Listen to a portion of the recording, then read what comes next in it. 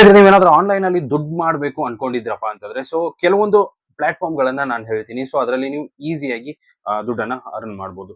So ಮೊದಲನೇದು ಯಾವ್ದಪ್ಪ ಅಂತಂದ್ರೆ ಫ್ರೀಲ್ಯಾನ್ಸಿಂಗ್. ಸೊ ಫ್ರೀಲ್ಯಾನ್ಸಿಂಗ್ ಅಂದ್ರೆ ಏನು ಅಂತಂದ್ರೆ, ನೀವು ಯಾವುದೇ ಕಂಪ್ನಿಗೆ ಫ್ರೀಲ್ಯಾನ್ಸರ್ ಆಗಿ ಕೆಲಸ ಮಾಡೋದು.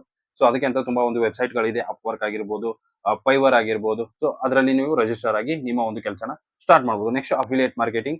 ಸೊ ಅಫಿಲಿಯೇಟ್ ಮಾರ್ಕೆಟಿಂಗ್ ಯಾವ ತರ ಮಾಡೋದು ಅಂತಂದ್ರೆ, ಯಾವುದೋ ಒಂದು ಪ್ರಾಡಕ್ಟ್ ಲಿಂಕ್ ಅನ್ನ ಶೇರ್ ಮಾಡ್ಕೊಂಡು ನಾವು ಕಮಿಷನ್ ಅನ್ನ ತಗೊಳ್ಳೋದು. Next online course and tutorials.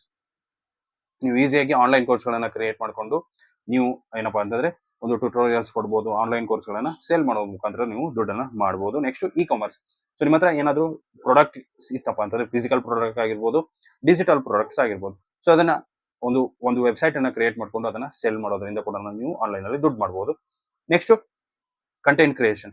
So content creation ಮಾಡೋದ್ರಿಂದ ಕೂಡ ನೀವು ದುಡ್ಡು ಮಾಡ್ಬೋದು. ಅಂದ್ರೆ blogging, YouTube, Instagram, Facebook, Twitter,